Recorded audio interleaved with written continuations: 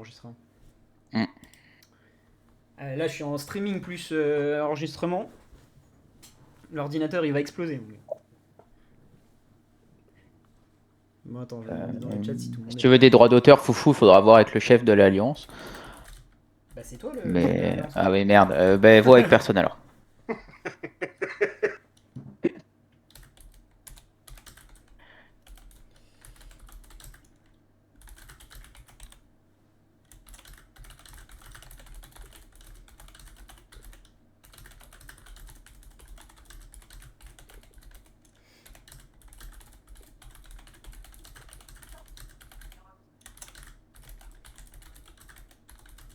Hop. Bon, si jamais il y a des questions, foufou, dans le chat, n'hésite pas à m'arrêter. Yes. Que ce soit d'ailleurs sur le Discord ou sur machin, parce que. Sur le jeu. Si. Bon, on va commencer par déjà faire un petit rappel de ce qu'on a vu cette semaine sur le fonctionnement. Est-ce que tout le monde est au clair sur le fonctionnement déjà? Parce qu'on peut déjà commencer par ça. Sur le fonctionnement global, donc avec les factions, les guerres, les 8 combats, l'attaque, la défense, le missile, tous ces trucs-là. Oui et non. Un rappel en global quoi. Un rappel en global. Attends, est-ce que j'ai fait un truc pour ça? Non. Non, j'ai pas tellement fait ça. Alors, en gros, on a... Tiens, je sais ce que je vais mettre. Hop là. Ça, c'est bon, vous le voyez? Yes. Donc ça vient du site, Ah, au cas quelque où. chose, ça. Ah oui, ça vient du site. Hein. Il est toujours ouvert, tu vois, sur ma page. Donc voilà comment ça va se passer. Donc le round 1, ça a lieu mercredi. Donc là, on est dans la faction des gendarmes. Vous pouvez le voir ici. Hop, dans récompense de faction. Vous voyez que nous, on est dans la faction ici bleue, avec le 75, le 73 et le 70. D'ailleurs, on vous fera sûrement quelque chose, un petit mail ou quoi, pour éviter de piller tout le monde dans ces serveurs, parce que c'est nos alliés. Et en même temps, au cas où, au niveau information, il y a Thaïs qui est en train d'essayer de discuter avec ces 3 serveurs-là en ce moment pour s'allier un petit peu et se coordonner avec eux pour attaquer les autres. C'était pas le plan initial d'être dans la gendarmerie, mais bon, ça c'est pas dramatique. Dans cette fenêtre d'ailleurs, au cas où, vous avez toutes les futures récompenses et les classements. Au niveau du classement, au niveau des récompenses déjà, vous pouvez voir, ça c'est les récompenses pour les gagnants, la faction gagnante, et ça c'est la faction perdante. Donc il y a quand même 100 médailles de saison de différence. C'est surtout ça qui est intéressant, c'est les médailles de saison. Et après, il y a le même système qu'en S1, selon le score qu'on fait. On sera dans une catégorie ici, et on aura des récompenses qui sont quand même vachement bien. Je pense que nous... On avait fait quoi déjà sur le premier? On avait été sur une de ces coupes là, il me semble. On avait fait une de ces deux-là, je crois, en S1, de mémoire. Ouais. Et ouais, voilà, c'est quand même agréable. 800 trucs de saison, si en plus on gagne. En gros, le but c'est de passer les 1000. Si on passe les 1000 points de saison, on peut acheter directement 10 plans MR par exemple, et ça c'est quand même pas mal. Score de l'ensemble des 4 serveurs liés ou uniquement de serveurs. Pour les factions, du coup, ici, ça va cumuler les 4 factions, enfin les 4 serveurs gendarmes et les 4 serveurs rebelles. Là, tu vois que actuellement, d'ailleurs, on gagne actuellement. Tu vois, les points ils seront toujours écrits ici. Et là, pour l'instant, on gagne parce qu'on a récolté plus de terres rares. Alors, du coup, c'est ça les points, c'est les terres rares. Les terres rares, vous les voyez, hop, ici dans le four. C'est ce petit truc là. Donc là, vous voyez, nous, on en a actuellement 931 000. Et comment on fait pour avoir ces terres rares? Et ben, tout simplement, on voit que ici, on en fait une production, hop, voilà, toutes les heures. Je pense que ça doit être toutes les heures. Enfin, en gros, plus notre four est au niveau, plus on fait de la production et plus on a de villes d'alliance et de sites de fouilles, hop, plus aussi on fait de la production par heure. Vous le voyez ici. Ce qui fait que forcément, Pierre et Culte auront de base plus de points que nous, parce qu'ils vont avoir les villages, les villes 6 et 5. Et nous, on va être cantonnés à avoir 6 villes 4 à la fin. Donc on sera forcément 3ème ou 4ème de base. Vous êtes là? Oui?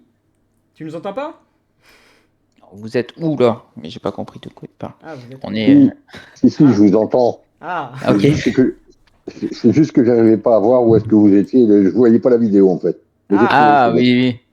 C'est bon, Ok, tu la vois nickel. C'est maintenant? bon, j'ai trouvé. Ah, nickel. Oui, oui. Du coup, ouais, pour faire les points, donc on a nos villes qui vont tourner, ainsi que nos sites de fouilles. Contrairement à la S1, on peut pas les perdre. En S1, il y avait des histoires de capture sur les autres serveurs. Là, c'est mort. Enfin, c'est mort. Ça restera figé jusqu'au bout. Ça veut dire qu'on aura tout le long nos civils 6 et nos 4 sites de fouilles. Donc ça bougera pas. Par contre, les moyens de faire plus de points de saison, donc de terres rares, c'est que à chaque fois qu'il va y avoir une guerre, donc il y en a 8, si on gagne, on va gagner, on va récupérer, voler des terres rares à nos adversaires, et si on perd, forcément, on va s'en faire voler. Donc c'est le moyen un peu de faire la différence. Parce que généralement, ça va s'équilibrer. Si c'était juste de la ressource créée via les villes et tout ça, ben, ça serait équilibré entre les deux factions. Donc, à chaque fois qu'on va gagner une bataille, on va favoriser notre faction. Mais à la fin de la saison, si on gagne nos 8 guerres et que notre faction n'a pas été foutue d'en gagner une, on perdra quoi qu'il arrive. Au niveau du classement, on peut le voir aussi. Alors attends, c'est où le classement déjà? Ça doit être là-dedans. Classement des factions, alliance.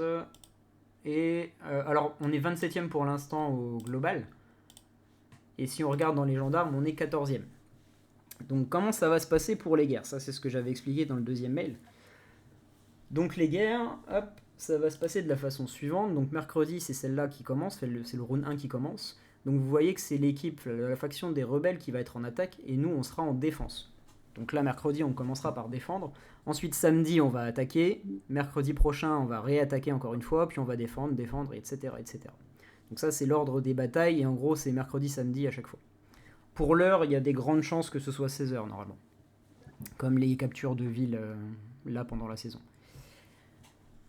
Tac. Ouais, c'est ça. Alors, pour déclarer une guerre, parce que en gros, 1 heure avant l'événement, donc à 15h, je vais pouvoir décider de déclarer la guerre à une autre alliance. Donc, quand on sera attaquant, je vais pouvoir déclarer la guerre à une alliance rebelle. Par contre, je ne peux pas déclarer à n'importe qui. On va être mis par groupe de puissance. Hop. En gros, les 10 premiers gendarmes, ils vont être dans le groupe 1. Donc ici, les 10 premiers jusque TLGR pour l'instant. Ça veut dire que pour l'instant, TLGR est dans le groupe 1. Ils vont pouvoir déclarer la guerre à uniquement les 10 premiers des rebelles.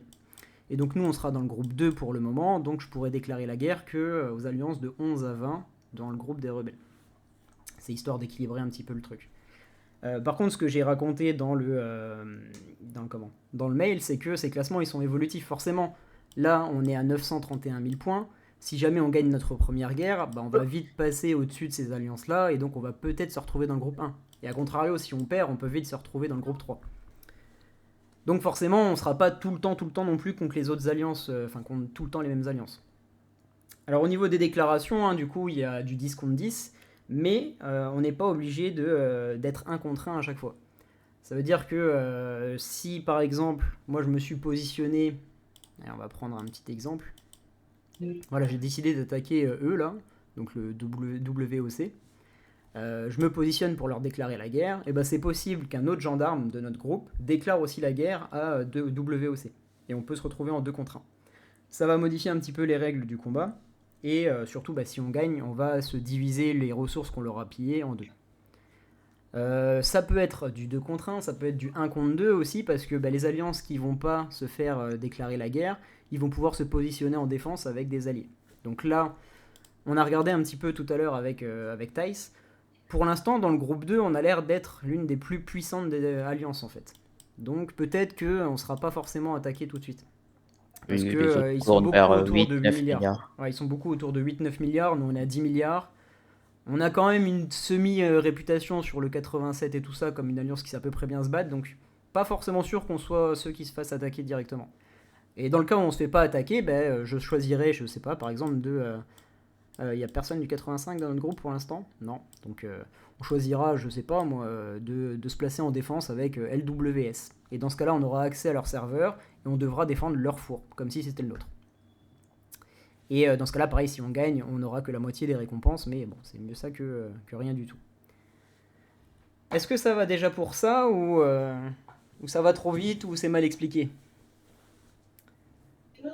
Le choix pour le 2 contre Oui, 1, au-dessus, on ça se met mettra pas, d'accord. c'est un choix On aura une discussion ouais, généralement, oui, on se met toute, d'accord. Après, de tout forcément, le il y a des groupe. fois des chefs d'alliance qui ne communiquent pas avec les autres et qui font des trucs un petit peu random.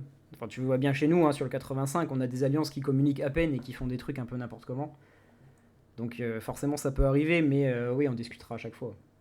Et on discutera même avec Cult et compagnie parce que c'est quand même mieux d'attaquer une alliance qui est sur le même serveur que les ennemis de Cult. Dans le sens où si eux gagnent vite ou si nous on gagne vite, on va pouvoir les aider ou inversement.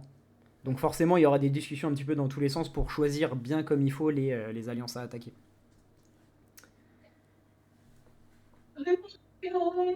Est-ce qu'il y a d'autres questions? Vous, tu t'en sors d'ailleurs? Tu fais le script ou pas? Ouais, Je t'avoue que je regarde pas du tout du coup. ouais, des screenshots, je me débrouille comme je peux. Ah bah écoute, Ah, bah, je te fais il est fort, confiance. hein.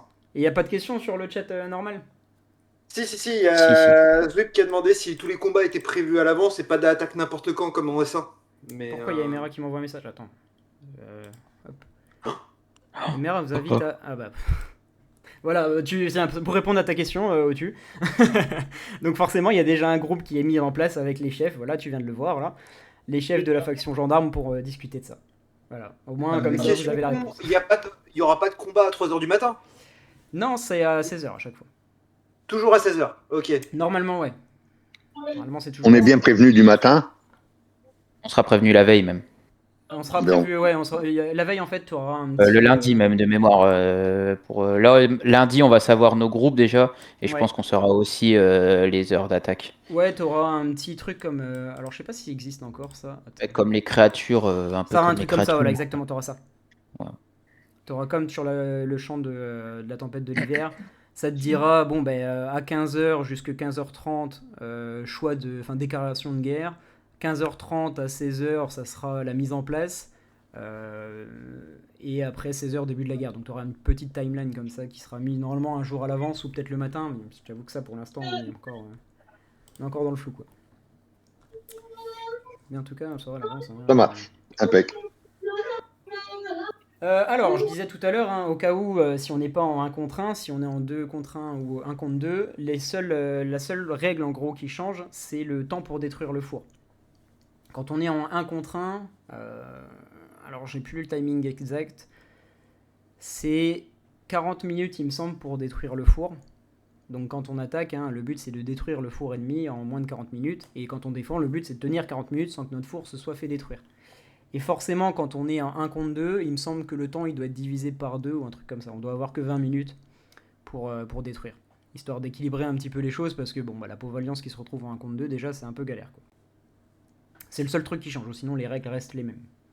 Ce qui veut dire aussi que, on va en revenir après sur ça tout à l'heure, mais quand il y a des missiles, et ben s'il y a 2 attaquants, il y a 2 possibilités de prendre un missile dans la gueule.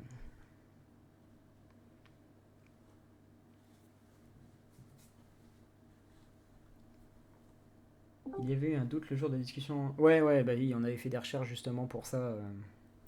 Et j'ai plus les timings exacts, mais c'est ça en gros, ça diminue le temps quand on se fait attaquer par plusieurs personnes. Alors, maintenant on va passer un petit peu plus à ce qui est le plus compliqué. En gros, c'est les guerres, comment ça va se passer exactement une fois qu'on sera arrivé mercredi à 16h. Donc, les guerres, c'est le même principe en soi que la capture de ville en S1. C'est-à-dire qu'il y a notre four, il a une durabilité, quand on clique dessus on le voit, hein, c'est ça la durabilité, c'est la barre verte, qui augmente avec les niveaux, mais généralement voilà, elle va pas excéder les 300 000 de durabilité. Donc je dis bien durabilité, ça veut dire que les bannières d'ingénieurs qui augmentent les dégâts sur la durabilité des bâtiments, elles aident à détruire ça. Donc ouais, le but ça va être juste d'attaquer et de détruire cette barre de durabilité, et bien sûr les défenseurs ils peuvent renforcer comme ceci, hein, comme on fait à chaque fois, et donc quand quelqu'un attaque c'est d'abord les renforts qui prennent, et s'il n'y a plus de renforts c'est la durabilité qui prend. Donc ce qui veut dire que comme les villes en S1, hein, tout le monde a pu à peu près tester en saison 1, quand on a la position autour du four, c'est quand même très facile de défendre, hein. Si on est positionné comme ça là par exemple, bah, les ennemis peuvent juste se mettre autour, et leur temps de trajet c'est horrible, c'est 2 ou 3 fois plus que nous, et donc c'est facile en fait de compenser les renforts. Ce qui veut dire que la prise de position, elle est vraiment, vraiment intéressante. Bon, en S1, en fait, ça se battait un petit peu dans tous les sens pour prendre la position. Et c'était quasiment impossible de la récupérer la plupart du temps si les ennemis ne savaient pas, enfin savaient où on allait attaquer.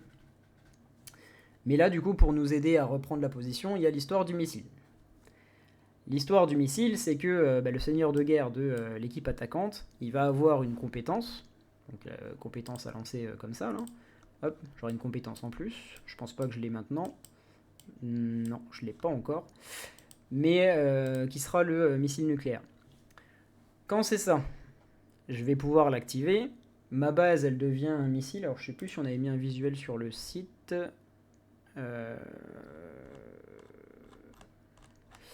Non, mais en gros, ma base est visible en fait par tout le serveur ennemi carrément.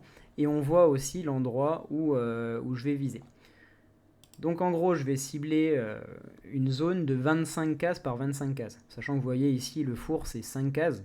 Donc en gros, c'est comme si on mettait 5 fours comme ça. Donc c'est une zone à peu près comme ça qu'on va viser. Ma base, du coup, ça devient vraiment une rampe de lancement. Je peux plus bouger, je peux plus rien faire. Je peux plus sortir mes troupes non plus, il me semble. Non, ils peuvent juste rester chez moi, mes troupes. Et la canalisation de la compétence dure 3 minutes. Ça veut dire qu'au bout de 3 minutes, le missile va être lancé et il va exploser du coup dans cette zone.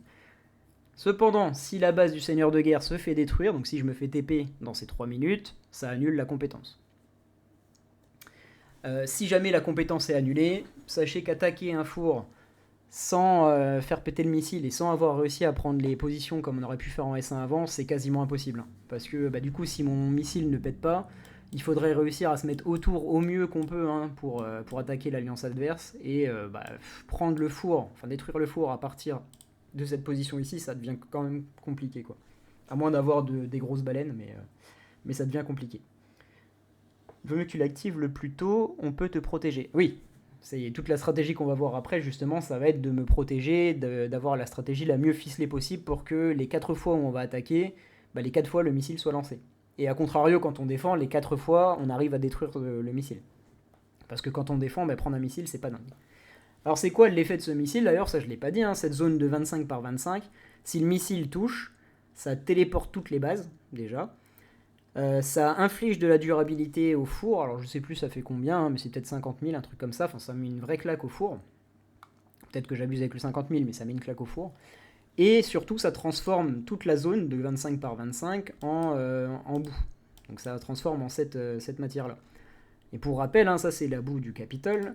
Quand on est dans cette zone-là, on ne peut plus avoir de bouclier, on se déplace un peu plus lentement, et tout le monde peut nous attaquer. Donc en gros, si jamais on est mercredi ou samedi, peu importe, et qu'on ne prend pas un missile, on est tranquillement autour ici, tout le monde est sous bouclier, et on a juste à renforcer le four, c'est tranquille. Par contre, si on prend le missile, là ça devient la galère, parce qu'il faut aller dans la boue, il n'y a plus d'histoire de bouclier et autres, et donc ça se bat un petit peu dans tous les sens. Tous les serveurs adverses, oui, tout le monde peut nous attaquer. Est-ce qu'il y a des questions sur ça, sur le missile, sur le principe? Ou pas du tout? Que ce soit dans le chat là, dans le chat Alliance aussi.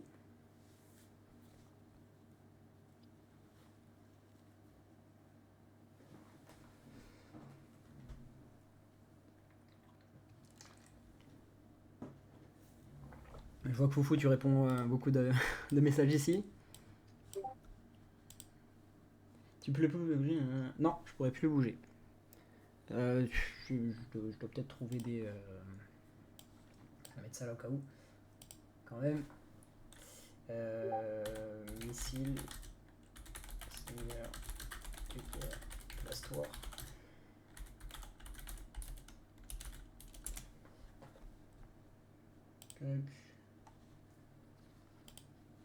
Ouais, non, mon navigateur est tout pourri. Mais ça se trouverait, non, je deviendrais une espèce de rampe de lancement et je peux plus me téléporter. Une fois que j'ai canalisé pendant 3 minutes, c'est est-ce que je survis ou est-ce que je survis pas. Donc c'est pour ça que généralement on conseille de mettre la base la plus puissante en seigneur de guerre. Bon, on ne va pas faire ça, on ne va pas mettre Gwen en tant que seigneur de guerre. parce que il faut quand même que je fasse d'autres choses en même temps, et puis bon, ça va, je suis pas très puissant, mais j'ai pas la base la moins puissante du monde. Et on va pouvoir me renforcer.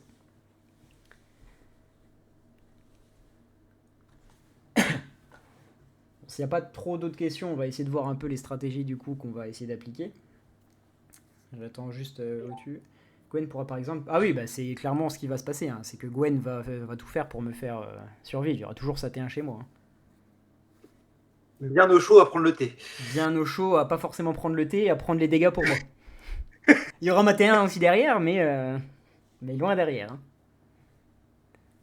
Alors, en gros, pour attaquer et pour défendre, on va s'organiser. Ça, c'est le message que j'avais mis aujourd'hui. Je sais pas si vous avez eu le temps de lire. Bah, je l'avais fait en 2 parties d'ailleurs parce que ça passe pas. On va s'organiser en différentes escouades parce qu'il y a beaucoup de missions différentes, beaucoup de travaux en vrai, beaucoup de petites tâches. Et vu qu'on n'a pas tous la même puissance et la même connaissance non plus du jeu, ben, on va essayer de se répartir en escouades pour profiter au mieux des forces de tout le monde. Alors, les escouades, je vous les avais mis la dernière fois. Tiens, hop. Là, je vous ai fait un petit document pour voir un petit peu ce qu'il faut faire. Donc, les 3 différentes escouades, les noms, c'est perso, c'est moi qui les ai choisis, c'est pas important. Mais il va y avoir l'escouade des gardes. Les gardes, on va voir après, mais ils seront avec moi et Asta en tant que chef. Il va y avoir l'escouade des chasseurs, ça sera Thaïs et Foufou les chefs. Et l'escouade des remparts, ça sera Azé et Edral les chefs. Ce qui veut dire que à chaque fois, avant les événements, qu'on soit en défense ou en attaque, on fera un sondage la veille pour voir les présents, pour pouvoir répartir du coup chaque joueur qui est présent dans la bonne escouade. Alors ici, je vous avais mis d'ailleurs je crois dans le mail tout à l'heure, on va demander quand même certains métiers par rapport aux escouades. Excusez-moi. Dans le sens où j'aurais besoin que tous ceux qui sont dans l'escouade de garde soient des chefs de guerre comme métier. Donc c'est ce que j'ai écrit ici. Hein. Il faudra que tous les gardes aient le métier chef de guerre et pas ingénieur. Parce qu'il y a beaucoup de compétences qui vont être importantes pour me faire résister et pour pouvoir attaquer le seigneur de guerre ennemi. A l'inverse, j'ai besoin que tous les remparts soient ingénieurs. Eux, ça leur sert à rien d'être chef de guerre et il y a beaucoup de compétences, surtout 3 ici, qui sont vraiment très très fortes pour les remparts et qui les rendront très utiles pour les fights. Donc eux, j'ai besoin, les remparts, qu'ils soient tous ingénieurs. Et les chasseurs, il va me falloir un mix des deux. Parce que eux, vous voyez, ils ont plein de compétences à utiliser. Certaines qui viennent du chef de guerre et certaines qui viennent des ingénieurs. Alors, le principe, en gros, hein, les gardes, c'est nos membres les plus puissants. Avec, j'ai pris les membres qui avaient la T1 la plus forte. Tout simplement parce que leur but, hein, c'est garde pour garde du corps. Quand on est en attaque, c'est de me faire survivre, tout simplement. Donc là, j'ai mis les joueurs potentiels. Hein, ça serait Gwen, Zasta, Zwip, Alex, Philou, Glock. Et donc Asta et moi, par exemple. Et c'est pas une liste figée, hein, il pourrait y en avoir d'autres. Donc là, le but, c'est vraiment d'avoir les joueurs les plus puissants à mes côtés pour pouvoir me faire survivre. Donc ça, c'est vraiment le but des gardes. Me faire survivre dans un premier temps par rapport aux missiles. Et ensuite, être en première ligne autour du four pour renforcer au maximum le four pour que nos T1 tiennent et prennent le plus de dégâts possible. Donc ça sera vraiment l'équipe de ceux qui sont le plus puissants sur le papier. Ensuite, les chasseurs, leur rôle, en fait, eux, ils ne vont jamais s'occuper du four. Qu'on soit en attaque ou en défense, leur but, ça sera quasiment jamais d'attaquer le four. On verra tout à l'heure un seul scénario dans lequel ils attaquent le four. Mais eux, leur rôle, ça sera plutôt de nous créer de l'espace en attaquant toutes les bases. Surtout quand il y aura de la boue, hein. Eux, en fait, ils vont venir dans la boue, un peu comme on fait au Capitole. Ils vont pas du tout s'occuper du four, ils vont essayer de cramer le plus de bases possible. Donc il y aura un peu plus de monde que les gardes. Les gardes, on sera toujours 5 au maximum. Hein. Donc nous deux, moi plus 4 personnes. Et les chasseurs, ils seront soit 8, soit 10, selon si on est en attaque ou en défense. Et donc eux, leur rôle, c'est juste de créer un maximum d'espace, de chaos, empêcher les ennemis de me lancer des rallyes ou de lancer des rallyes sur le four. Voilà, le but, c'est de foutre le bordel. Et enfin, les remparts, eux, leur but, c'est d'occuper un maximum d'espace et de défendre ou d'attaquer le four si on est en attaque ou en défense. Donc eux, c'est vraiment de la capture de ville, en fait, basique. Et au niveau des métiers, hein, donc forcément ici j'ai pris quelques compétences. Soit je vous laisserai regarder solo, soit on peut regarder vite fait ensemble si vous voulez, à quoi elles servent. Mais c'est des compétences qui renforcent l'attaque, par exemple, quand on va renforcer une base alliée. Je sais plus c'est quelle compétence ça, par exemple. Ensemble, si tu veux bien. Et ben allez. Alors attends, je vais me mettre juste le truc sur le côté, comme ça, hop, je le verrai en même temps. Alors, on va commencer par le chef de guerre. Tac. Donc le chef de guerre, je suis parti du principe que tout le monde serait 55, enfin ceux qui seraient chefs de guerre, hein, seraient au moins 55 pour mercredi, donc je suis allé jusqu'à ces compétences-là. Donc, j'ai mis comme compétences utiles, alors moi c'est pas exactement les mêmes parce que j'ai un rôle à part, je suis désolé, donc j'ai pas monté ces compétences-là, mais libre à vous après de faire comme vous voulez, mais voilà. Il y a quand même des compétences qui sont importantes. L'une des premières compétences que j'ai mis qui était importante, c'est celle-là, guérison urgente. Je l'avais pendant la S1, la fin de la S1 il me semble, et c'est vraiment très fort en fait, ça soigne 5000 soldats qui sont dans vos hôpitaux, donc quand vous prenez une ou deux baffes et que vos hôpitaux commencent à être à 60% ou autre, vous récupérez 5000 soldats, c'est quand même vraiment fort. Donc j'aime beaucoup cette compétence. Ensuite, j'ai mis la frénésie. Donc la frénésie, c'est juste, vous savez, quand vous espionnez, quand vous attaquez une base ennemie, vous gagnez 1% de dégâts. Grâce à la frénésie, vous passez à 6. Donc voilà, c'est 5% de dégâts gratuits quand vous êtes en frénésie. Ensuite, tac, j'ai mis la poursuite gagnante, mais que pour les chasseurs. C'est tout simplement lorsque vous attaquez une cible en feu, vous augmentez le taux de perte. Donc ça, que pour les chasseurs, pas pour les gardes. Parce que les chasseurs, ils ont besoin justement de péter un maximum d'unités. Comme ça, en plus de faire TP les ennemis, ils vont leur péter un maximum de soldats. Entraînement intensif, non, ça on s'en fout pour le combat. Ça on s'en fout, ça on s'en fout. Ensuite, inspirer, ça c'est le truc le plus fort limite du chef de guerre. C'est juste facile à comprendre, c'est 10% de morale gratuit. Donc ça, pour le coup, c'est chasseurs et gardes qui doivent l'avoir. 10% de morale, hein, pour ceux qui ont du mal encore avec la stat de morale, c'est l'équivalent de 10% de dégâts. Donc c'est quand même un petit peu fort. Tac, tac, tac. Ensuite, j'ai mis quoi? J'ai mis, alors, frappe d'équipe, celui-là. Donc voilà, ça c'est bien notamment pour les gardes, parce qu'il y a plein de petites compétences comme ça dans le chef de guerre. C'est en participant ou lançant un rallye, ça augmente les dégâts de toutes les équipes du ralliement. Donc forcément, vu qu'on va faire beaucoup de rallyes pour péter des fours ou des bases, bah juste avoir 5% de dégâts en plus sur tous les alliés, ça commence à être fort. Alors c'est pas cumulable, mais il faut au moins qu'il y en ait un dans le rallye qui l'ait, quoi. C'est juste 5% de dégâts. Ensuite, j'ai mis ces deux-là, parce que bah, voilà, c'est tout simplement renfort tactique, augmentation du taux de perte de l'attaquant lorsque on renforce la base alliée. Donc, si Gwen par exemple prend ça, il a juste 5% de taux de perte en plus en me renforçant sur les ennemis, donc c'est vraiment bien. Et pareil pour celui-là que je trouve vraiment fort pour le coup, c'est lorsque vous renforcez la base d'un allié, on augmente toutes les stats de 5%. Donc pareil, vu que leur but c'est de me faire survivre, c'est quelque chose de bien. On a la bannière des chefs de guerre qui augmente juste l'attaque de 2% et qui est cumulable 5 fois, donc 10% de dégâts en plus. Hop. Tenir la base, donc ça c'est surtout pour moi il me semble. Ouais, ça c'est pas pour les autres. C'est juste les héros qui sont dans mon mur ont les 5%. Hop. Il y a celui-ci, dans les batailles PVP de la carte du monde au début d'un ralliement. Le taux de perte pour toutes les équipes, donc nous on perd moins de soldats. Enfin, voilà. Je vous laisserai peut-être un peu lire aussi, mais en gros c'est toutes ces petites compétences du chef de guerre qui mettent des 5%, des 10% par-ci par-là, et ça commence à faire beaucoup à force. Et celui-là que je trouve vraiment fort aussi, quand on est en fief de guerre, donc toujours le même truc, hein, on gagne 5% encore une fois d'attaque pendant la période de frénésie. Et enfin celui-ci, dans les batailles PVP, au début d'un ralliement, le taux de perte ennemi est de plus 5%. Donc 5% de perte ici, 5% de perte sur l'autre, et 5% encore autre part. Ça commence à faire beaucoup de soldats pétés d'un coup. Donc voilà pour les compétences du chef de guerre. Donc vous voyez que c'est beaucoup de boost de pourcentage et tout, de dégâts dans tous les sens. Et l'ingénieur, il y a surtout 4 il me semble, ouais. 4 compétences qui sont importantes pour ceux qui seront remparts ou chasseurs et qui garderont ingénieur, c'est celle-là. Normalement vous la connaissez si vous avez fait quelques batailles dans le Capitole, hein, c'est la suppression de ruines.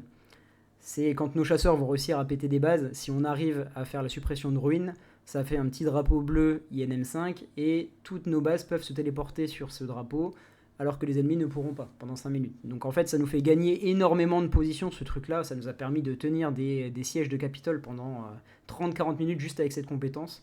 Donc ça pour le coup tous ceux qui sont remparts, qui ont juste plus ou moins à s'occuper de la T1 dans le four, et ben prendre leur T3 pour faire des suppressions de ruines, c'est vraiment excellent. Ensuite j'ai mis la bannière de siège parce que comme on a dit tout à l'heure ça augmente les dégâts de durabilité, donc ça augmente les dégâts sur le four, et pareil c'est cumulable, donc c'est très fort. Et j'ai mis l'aide amicale elle est où? Je sais plus c'est où l'aide amicale, c'est là. Pareil lors du renforcement d'une base d'un allié, parce que on verra après mais les remparts des fois renforcent les bases alliées, et ben le taux de perte des unités de terrain diminue de 5%. Voilà. Il n'y a que ça pour les compétences d'ingénieur. Après, vous pouvez garder vos compétences classiques pour vous développer. Ça, il n'y a pas de souci. Est-ce que ça répond à tes questions, Otu? 5% de perte pour lui ou pour l'ennemi? Je sais plus laquelle, du coup, là. Mais généralement, c'est écrit dessus. Et même si tu es ingénieur, pour le coup, tu peux regarder les compétences, tu vois, de chef de guerre.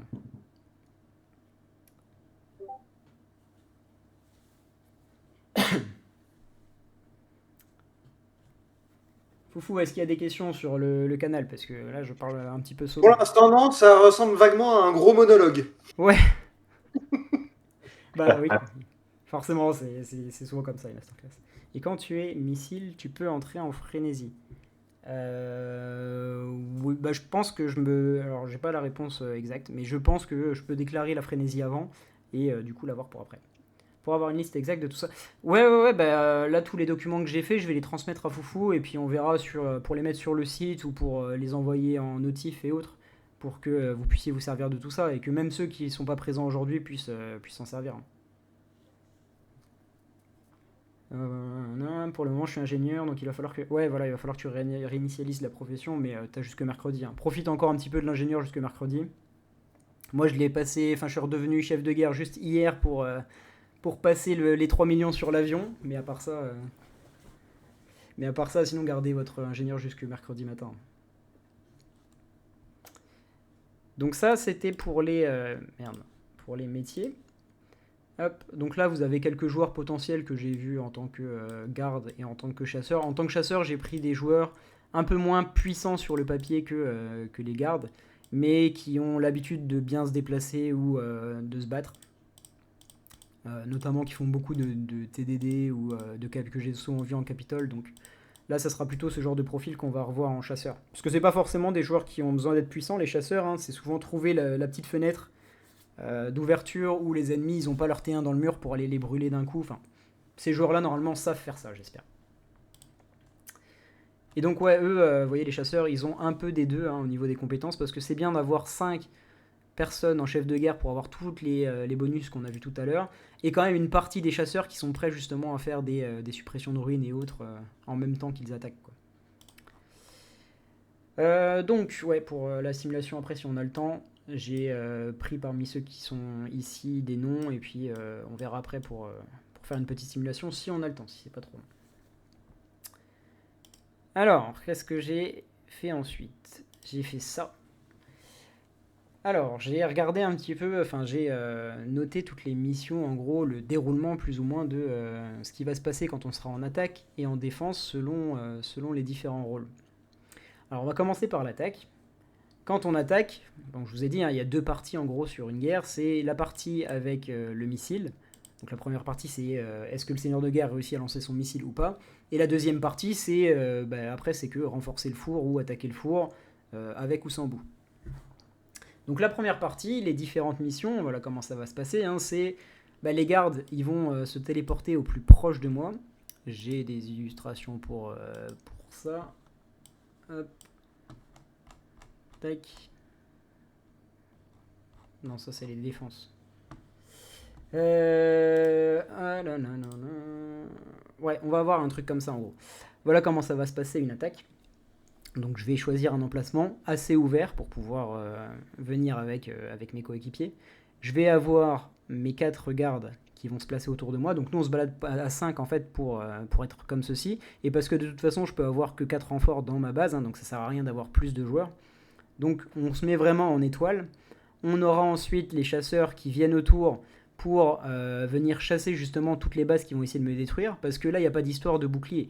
Si jamais il y a un ennemi qui m'attaque, forcément il perd son bouclier. Donc au moment où il perd son bouclier, c'est là que les chasseurs qui sont placés ici vont les attaquer pour empêcher les ralliements ou autre. Et donc vous voyez bien, ça c'est, je vais pas m'arrêter trop là-dessus, mais c'est comme en S1, on laisse bien à chaque fois 2 carreaux, enfin 2 cases entre chaque base pour pas qu'il y ait quelqu'un qui s'insère ici et occuper le maximum d'espace possible. Et pour les remparts qui sont bien réactifs, venir se mettre autour et juste occuper de l'espace, pourquoi pas renforcer aussi les gardes s'il y a besoin, et voilà. Donc ça c'est la première partie, la première mission, hein. Donc c'est se TP au plus proche de moi, me renforcer un maximum pour que je puisse envoyer le missile. Donc il me renforce bien sûr avec la T1, et les gardes ils restent sous bouclier. Qu'on soit mercredi ou samedi, ils restent sous bouclier, parce que même le mercredi vous allez pouvoir vous faire attaquer par l'alliance ennemie. Même si on n'est pas samedi, on pourra attaquer. Donc eux, vu qu'ils ont juste besoin de me renforcer, ils restent sous bouclier, et comme ça ils se font pas emmerder pendant qu'ils me renforcent. Par contre, les chasseurs, eux, donc vous voyez, ils sont autour, hein, donc ils sont juste 8, il n'y aura que 8 chasseurs quand on attaque. Ils se mettent autour et ils attaquent toutes les bases qui seront sans bouclier pour essayer de me défendre. Les remparts, eux, ils prennent les places des bases qui bougent. Alors qu'est-ce que ça veut dire ça ? Ça veut dire que, hop, si jamais, four c'est où ? Voilà, on va dire que l'alliance ennemie, ils sont là-bas. Hop. Donc forcément ils vont être tous placés autour, et quand ils vont voir ma base s'illuminer sur leur carte, parce que ça va faire une grosse flèche rouge, et ben forcément beaucoup de leurs joueurs vont essayer de TP sur moi pour essayer de me détruire. Mais forcément s'ils se TP, bah, ça veut dire que dans leur rush il y aura des trous. À ce moment-là, ça sera nos remparts, hein, justement, qui seront beaucoup plus nombreux, hein, ça sera le reste des joueurs. Donc on a, pour récapituler, 5 joueurs qui seront gardes, et 8 joueurs ici, donc on a 13 joueurs qui ont ces rôles-là, et tout le reste, ils seront ici, ils seront en rempart. Donc eux, leur rôle, ça sera justement, dans un premier temps, s'ils ne sont pas autour ici, de venir combler les trous pour déjà gagner de la place, au cas où, si mon missile part pas, qu'ils puissent être au plus proche. Ensuite, du coup, leur rôle, c'est se tenir prêt à prendre les places après le missile. Parce que, une fois que le missile va être lancé, on l'a dit tout à l'heure, tout va être téléporté, mais les ennemis peuvent venir directement se retéléporter à l'endroit où ils étaient. Donc là, ça va être une question de rapidité. Donc là, les remparts, il va falloir qu'ils soient prêts à se téléporter au plus proche du four ennemi pour occuper les places. Et donc nous réserver les places. Donc cela fera les chasseurs seront sans défense. Ouais, les chasseurs, ils n'auront jamais de bouclier. De toute façon, en vrai, c'est triste pour eux, hein, mais s'ils crament, on s'en fiche un petit peu. Ils reviennent avec leur TP, c'est vraiment des têtes brûlées, un peu les chasseurs, hein, si on peut les voir comme ça. Ils sont là pour brûler un maximum de bases, quitte à se faire brûler. Voilà, Voilà. c'est... Nous, on vit dans le feu. On vit Ouais, dans c'est le feu. ça. Bah, dis-toi que s'ils se font brûler, c'est que d'autres ont perdu leur bouclier et nos autres chasseurs vont pouvoir les attaquer aussi. Il faut voir ça dans ce sens-là. Tu vois. Donc, ouais, eux, c'est vraiment le boulot de têtes brûlées qui nous font un maximum d'espace. Mais eux, ouais, ils seront jamais sans bouclier, de toute façon. Et donc, pareil, les remparts, tant que possible, tant qu'il n'y a pas la boue, hein, bien sûr, ils restent toujours aussi sous bouclier, eux. Et autre chose, c'est qu'une fois que la guerre commence, là, je peux activer mon missile, mais la guerre a déjà commencé. Donc, s'il y en a qui ont déjà réussi à prendre la place, les remparts, ils peuvent commencer à envoyer quelques ralliements dans le four pendant 3 minutes plutôt que de rien faire. Hein, donc, ils peuvent déjà commencer à envoyer leurs ralliements. Mais ça sera Azé et Edral qui vont un petit peu guider justement cette escouade des remparts pour leur dire quoi faire. Et donc, ouais, plutôt que de rien faire, ils Moi, vont j'avais une commencer à question envoyer. justement. Vas-y. Du coup, il faudrait peut-être faire 2 sous-catégories de remparts, non? Parce que si les Ouais. remparts qui sont déjà en place, Ouais, bah ça sera à ils vous vont de pas, gérer. ils vont... Je Ok. pense que ceux-là, tu vois, ceux qui sont ici, tu prends Ils tes vont joueurs bouger, les eux. plus mobiles, en gros. Ouais. Tu prends tes joueurs les plus mobiles et qui sont capables de bien comprendre qu'une fois que le missile va être lancé, être capable de téléporter, d'utiliser un téléporteur avancé du coup pour prendre un maximum de place. Et bah, les joueurs qui sont peut-être un peu plus en galère ou qui ont moins de rapidité pour se déplacer, bah, eux, tu peux leur demander justement de venir combler les trous. Et donc là, ça sera à toi et à Hydral de faire une petite discussion privée et puis de les driver au maximum. Ça marche. Pendant que Taïs et Foufou géreront les chasseurs et puis Asta et moi on gérera les gardes. Bon, de toute façon, les gardes ils seront pas compliqués à gérer normalement. Voilà, donc ça c'est pour la première partie au niveau de l'attaque. Et donc la deuxième partie, forcément, elle va être conditionnée par est-ce que le missile a touché ou est-ce que le missile a échoué. Alors si le missile a échoué, hein, on peut regarder maintenant, mais le but c'est juste de se rapprocher au maximum, d'envoyer des rallyes et bonne chance. Mais il y a peu de chance en vrai. Par contre, si jamais le missile a touché, alors le but ça va être de se téléporter au plus proche en essayant de respecter les puissances. C'est-à-dire que les gardes doivent être au plus proche du four. Donc, si jamais le missile touche et que les remparts sont très rapides et prennent les positions autour du four, bah c'est bien, c'est pas une mauvaise chose. Il faut juste qu'après ils arrivent à se coordonner avec un garde.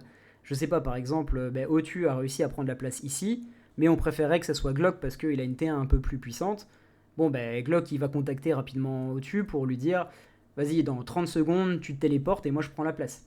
Voilà, en fait, juste les remparts, vous pouvez nous réserver une place le temps que les 5 ici. Le but c'est que les 5 là, on soit autour du four pour non-stop envoyer des rallyes et détruire un maximum d'ennemis. Donc voilà, le but c'est d'avoir vraiment autour du four les 5 gardes. Ensuite, en deuxième ligne, les oranges, donc les remparts. Et les chasseurs vraiment sur l'extérieur à faire, comme depuis le début, attaquer tout ce qui bouge. Et surtout si on a réussi à faire le missile, ça veut dire que c'est de la boue, donc là il n'y a plus de bouclier pour personne. Donc eux leur but c'est vraiment de tabasser tout ce qui bouge, quoi. Donc voilà, se TP au plus proche pour les gardes. Lancer les rallyes à 5. Donc en gros s'il y a des défenseurs dans le four, on va profiter de la puissance des gardes pour défoncer un maximum de troupes. Donc en Oh, gros je you lancerai des already rallyes. went. Bunch of Frenchies. Why are you there? Well, I can be here. You allow this. Of course, you can. But Ah. I will speak in French. Then I'll speak in Portuguese, that's fine. Então, para toda a gente que está aqui. No, I don't understand Portuguese. Why not? Because I'm French. Bitch. Okay. We just wanted to say hi. Hi. Have fun. Okay, see you guys. Bye. See you, see you. Bon. Je sais même plus où j'en étais. Ils m'ont coupé. Ouais, du coup, oui, les gardes. Donc, s'il y a des défenseurs dans le four, le but des gardes, donc c'est moi qui lancerai les rallyes. Donc, je lance un rallye et le but, c'est vraiment que ce soit les 4 gardes, donc les 4 plus puissants qui me rejoignent. Il ne faut pas que les remparts à ce moment-là rejoignent les rallyes. Hein. Pour que j'ai vraiment dans mon rallye Gwen, Zwip, Glock par exemple, ou Zasta qui ont des grosses T1 et que avec 5 équipes on en détruise une vingtaine, quoi. Et que ensuite les remparts puissent infliger les dégâts à la durabilité. Donc voilà, les seuls qui lanceront des rallyes, enfin le seul ça sera moi et on essayera du coup à 5 de détruire un maximum d'unités. Ensuite faire suivre les rallyes avec des attaques individuelles, ça c'est quelque chose qu'on avait travaillé au début de l'intersaison pour ceux qui se rappellent. Alors, pour ceux qui nous ont rejoints après, vous n'avez pas forcément connu ça. Mais en gros, l'objectif, c'est quand vous envoyez un rallye comme ceci, et que vous êtes sûr qu'il n'y aura plus de défenseurs après parce qu'on est assez puissant, au moment où le rallye part, vous pouvez juste envoyer votre T2 et votre T3 derrière, parce qu'on l'a bien vu là sur les captures de ville, les T2, T3 et T4 font autant de dégâts de durabilité, quasiment, qu'une T1 sur les villes. Donc en gros, le but, c'est de faire taper juste ces T2, T3, T4 après le ralliement pour pouvoir infliger des petits dégâts comme ça. Donc ça sera vraiment le but des gardes, hein. De toute façon c'est de défoncer le four au maximum. Donc demande d'interversion avec un rempart si besoin, ça c'est ce que j'ai dit tout à l'heure. Et forcément, ça, une fois qu'on est sur place, hein, tout le monde utilise les bannières. Les missions des chasseurs très rapidement en troisième ligne, attaquer les bases autant que possible, déblayer les cadavres avec la T3 si jamais ils sont ingénieurs plus chasseurs, et communiquer les places dispo pour faire avancer les remparts. Donc si jamais un chasseur réussit à détruire une base ici, et qu'on a un rempart qui est un peu plus loin, il peut communiquer pour lui dire tiens vas-y avance, pendant que je t'ai fait une place, tu peux avancer. Et pour les remparts, deuxième ligne autour du four. La T2 si possible, vu qu'on ne va pas l'utiliser pour attaquer forcément le four, autant qu'elle serve à aller en renfort chez le garde le plus proche pour nous faire survivre, éviter qu'on se fasse trop attaquer, surtout si notre T1 est toujours dehors. Et ensuite, c'est juste des attaques en boucle avec la T1, pour essayer de faire un maximum de dégâts sur le four. Et avec la T3, déblayer les cadavres si possible. Est-ce que ça va pour ça, pour l'attaque? Donc je parle pas trop de si le missile a échoué, hein, mais voilà, si le missile a échoué, c'est juste rallye puis faire suivre les attaques, mais depuis très loin. Donc c'est très compliqué, mais voilà. Attaquer, pareil, les chasseurs, j'ai mis attaquer s'il y a des bases sans bouclier, mais si on n'a pas fait péter le missile, il y aura toutes les bases qui seront sous bouclier quasiment. Donc là, à ce moment-là, ils peuvent essayer aussi, eux, de faire des rallyes en coordination avec les gardes, mais en vrai, il y a très peu de chance. Hein. Pareil pour les remparts, mais voilà. Ça va pour tout le monde? Foufou, ça va? Ouais. T'arrives à suivre? Ouais, alors à suivre, l'oreille, ça va. Taper en même temps. C'est du sport, c'est du sport. Ça commence à devenir sport. Je pense qu'il va y avoir un récapitulatif qui sera fait. Ouais, non, mais de toute façon, on fera un récapitulatif. De toute façon, tu filmes, non? Je filme, oui, mais bon, peut-être que les gens n'ont pas envie de regarder 2 heures de. Parce que je vais pas faire de montage ou quoi, hein, je vais mettre ça brut. Hein. Pour s'endormir, il n'y a rien de mieux. Ouais, enfin, pour t'endormir, tu prends pas une vidéo de 2 heures, toi. Hein. Non. Donc voilà. Ok pour l'attaque. J'ai trop de trucs d'ouvert. Pour la défense, on va retrouver presque les mêmes missions parce que j'ai essayé de faire le truc le plus simple et le plus efficace possible. Mais voilà, en défense, pareil, la première partie, ça va être de repérer le seigneur de guerre ennemi et de le détruire. On avait déjà fait aussi un entraînement sur ça, hein, pour ceux qui se rappellent. Donc l'objectif, c'est de se TP au plus proche dans la même zone pour les gardes. Donc là, vous voyez la différence hein, déjà entre la défense et l'attaque. C'est que je prévois toujours 5 gardes, ça change pas. Et pour les chasseurs, 10. Pourquoi? On va faire comme en cours, tiens. Pourquoi, à votre avis, il y a 10 chasseurs au lieu de 8 cette fois-ci? Pourquoi avant il y en avait 8 et pourquoi là il y en a 10? Avant 10 et 8, vous avez vu, c'était pour faire la petite répartition en cercle autour là. Pourquoi cette fois-ci il y en aurait 10? Pour faire 2 rallyes. Ah, foufou, c'est bien. Ah, mais c'est de la triche, j'étais en train de lever le doigt, mais tu m'as pas interrogé. T'as cru que t'étais sur Teams, le doigt qui se lève là? Bah, j'ai vraiment levé le doigt. Ah bah oui, bah je te vois pas. Mais ouais, exactement, c'est pour faire 2 rallyes en fait. Quand on va attaquer le chef de guerre, c'est ce que j'ai simulé ici. Voilà, donc les rouges, en gros, j'ai mis les ennemis. Logiquement, ils seront même que 5 la plupart du temps. Mais voilà, j'ai mis vraiment une alliance ennemie qui est bien organisée et qui a pris le même schéma que nous ici.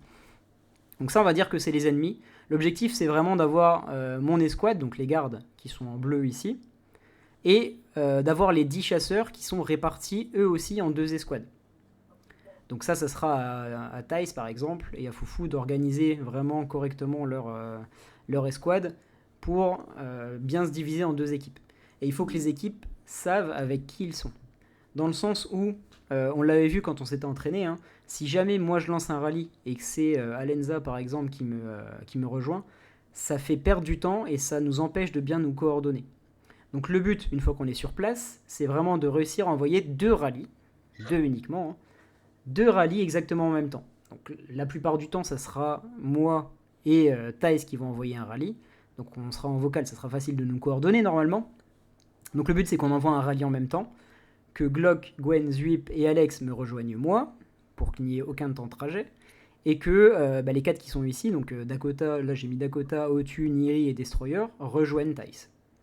Et donc quand nos rallyes vont partir, logiquement si nos 2 rallyes tapent en même temps, il n'y a plus de défenseurs dans la base, et on a mis une claque aussi au seigneur de guerre au niveau troupe, parce que lui il sera quand même dans sa base, il ne faut pas oublier ça. À ce moment-là, l'équipe qui est ici, vous envoyez tous votre T1 uniquement pour attaquer le seigneur de guerre en attaque indiv. Parce que je vous rappelle qu'un rallye, ça inflige juste comme si une personne vous tapait. Si on envoie un rallye sur une personne, il prend 1000 de dégâts de durabilité, autant qu'une attaque individuelle en fait. Donc l'objectif, c'est vraiment que nos 2 rallyes ici, le premier rallye détruise tous les adversaires, ce rallye ici met 1000 de dégâts et détruit pas mal le seigneur de guerre, et eux, le but, c'est qu'il y en ait au moins 3 sur 5 qui passent. Si on arrive à faire ça une fois, on lui met 5000 de dégâts. Après, il y a juste besoin de répéter l'opération, et on va réussir à le détruire, ce seigneur de guerre. On a vu que ça partait vite, hein, d'ailleurs, les rallyes. Hein. Quand on avait fait l'entraînement, on avait vu qu'en moins de 20 secondes, on était capable d'envoyer des rallyes qui se coordonnent. Donc, normalement, en 3 minutes, on a le temps de faire quelques essais. D'ailleurs, si tu veux illustrer, je crois qu'il y a la photo dans les moments d'Azé toujours. Oui, je pense. Mais par contre, tu mets les schémas de défense, mais c'est l'attaque, tu veux dire, non, Foufou, dans le chat d'Alliance? Bah en fait, là, on est en défense, mais on attaque le seigneur de guerre. Ah oui, ok, oui. Mais oui, là c'est quand on est en défense. En Donc là, transfer. c'est la première chose qu'on va faire, ça sera ça, nous, mercredi prochain. Mm. Azé dans ses moments. Mais elle a trop de moments, Azé. Ah, c'était ça? Voilà. Ouais. Ouais, c'est ça. Ouais, exactement. Voilà, là on avait bien vu, justement, on avait fait 5 d'un côté, bon, on était même 6, et 5 de l'autre, et on avait réussi vraiment à coordonner une attaque pour détruire une base en fait, tout ça est arrivé sur la base et on l'avait défoncé. Sauf que là, on avait vraiment envoyé, bon, on voit par exemple Asta qui envoie T2 et T3, pareil Gwen. Là, le but, ça sera pas d'envoyer T2 et T3 parce que il faut pas oublier que ce mec-là, ça sera le seigneur de guerre, donc l'un des plus puissants de l'alliance ennemie, et il aura au moins sa T1 dans le mur, lui. Hein. Ça, on peut pas la retirer. Donc le but, ça sera juste d'envoyer nos T1, hein, parce que T2 et T3, on va juste perdre des soldats pour rien. Est-ce que ça va pour cette stratégie? Parce que c'est la première qu'on va utiliser mercredi. Pour cette première partie. Donc ce truc-là, le fait de faire 3 paquets avec 2 qui rallient et 1 qui attaque après. D'ailleurs, pour ceux qui n'avaient pas pu tester, hein, on s'est rendu compte quand on avait fait l'entraînement que les attaques individuelles vont plus vite que le rallye. Donc lancez pas directement quand vous voyez, là par exemple, Azé, il faut pas qu'elle l'envoie au moment où mon rallye part, sinon elle arrivera avant. Il faut qu'elle attende quelques secondes, peut-être que je sois vers ici, avant d'envoyer, parce que les attaques individuelles vont plus vite. Ok, on pourra faire un essai dans les jours à venir. Ouais, bah oui, je voulais faire... parler la poudre, on est toujours partant. Hein. C'est ça, bah maintenant qu'on a les TP en fait illimités, ça sera plus facile. Avant, je voulais pas le faire parce que ça fait gâcher beaucoup de TP. Mais maintenant qu'on a les TP, ouais, on va carrément le faire. En fait, je voulais même le faire aujourd'hui, limite, mais là, vu qu'on parle beaucoup et tout, ça fera trop tard. Mais ouais, on fera des essais. Je pense peut-être demain ou dimanche, peut-être, hein, on verra. Et comme ça, vous vous rendrez compte, justement, ceux qui n'avaient pas fait l'entraînement, que ça va beaucoup plus vite et vous aurez justement le timing. Parce que le but, c'est d'attaquer vraiment juste après le rallye pour pas qu'eux, là, ils aient le temps de re-renfort leur seigneur de guerre. Sinon, on fait un peu ça pour rien, quoi. Enfin, pour leur péter des soldats, mais quasiment pour rien. Donc ça, c'est la première partie, hein, c'est essayer vraiment de péter le chef de guerre. Donc grâce à ces techniques, donc là, vous voyez, c'est exactement ce que j'ai raconté ici. Se préparer aussi à retourner proche de notre four, que ce soit d'ailleurs en cas de chef de guerre détruit ou de chef de guerre pas détruit, il faut quand même qu'on se prépare à retourner proche de notre four. Pareil pour les chasseurs. Et en attendant, les remparts, leur but, c'est d'occuper les places, hein, parce que si on est si on se barre tous, hein, si à la base les gardes et les chasseurs on était autour de l'alliance, du four d'alliance et qu'on se barre tous, les ennemis peuvent juste prendre la place. Et si jamais on n'arrive pas à détruire le seigneur de guerre, là c'est la fin. Là on a carrément perdu. Donc le but, avant les défenses, on mettra les joueurs qui seront désignés en tant que gardes, chasseurs et tout ça, vraiment sur l'extérieur de notre ruche, pour que quand ils s'en vont, on se mette pas non plus en danger. Les joueurs qui seront proches de notre four avant l'attaque, donc la veille, hein, ça sera les remparts. Donc eux, le but, c'est vraiment de garder la position, d'avoir leur T1 dans le four, d'être sous bouclier. Voilà, c'est juste ça. C'est ce que j'ai écrit. Hein. Position autour du du four, renfort dans le four avec la T1 et être sous bouclier. Et se préparer à l'évacuation. Parce que si jamais on voit qu'on n'arrive pas du tout à passer le seigneur de guerre, 30 secondes avant le départ du missile, on enverra un message de détresse sous forme de notification. On dira à tout le monde de se barrer. Le but, ça sera utiliser une téléportation aléatoire, attendre l'impact du missile pour revenir se téléporter. Ça, j'espère que ça va aussi pour tout le monde. Hein. Voilà, le missile va péter dans 30 secondes. Moi, je suis à côté. J'utilise un téléport aléatoire. Ça m'envoie loin de la map. Je me remets la caméra sur le four. Je vois que le missile passe. Boum, je reprends ma place. Comme ça, je ne me fais pas téléporter. J'ai pas toute l'animation qui fait que ma base, vous avez votre truc là, votre base a été détruite, qu'on se retrouve loin, qu'on doit appuyer sur OK et revenir. Non, on anticipe ça en faisant l'évacuation et en revenant. Ça va pour ça ou pas?